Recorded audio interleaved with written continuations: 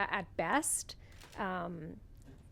what we see here is gross incompetence, but at worst, it's corruption and it's colluding with developers.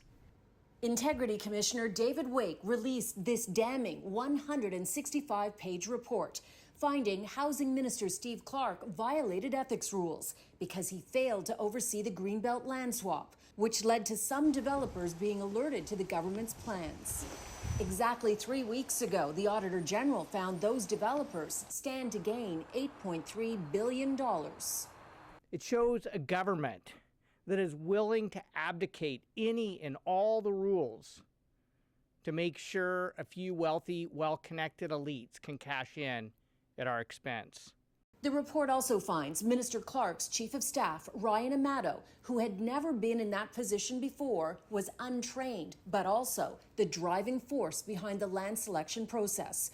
According to the Integrity Commissioner, the evidence paints a picture of a process marked by misinterpretation, unnecessary hastiness, and deception, and shows Amato told his minister, "Leave it with me," and then embarked on a chaotic and almost reckless process, creating an opportunity to further the private interests of some developers improperly.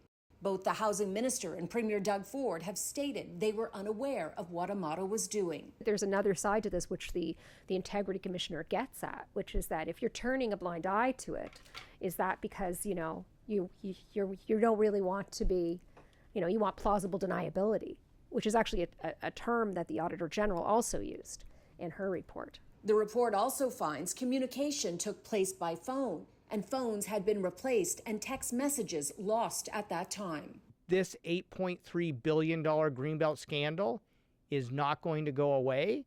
Open a public inquiry. It's time that the Premier needs to do his job and kick him out of cabinet. Enough is enough. But shortly after the report's release, the Premier doubled down, releasing a statement that his housing minister is staying on. The Integrity Commissioner is recommending Clark be reprimanded.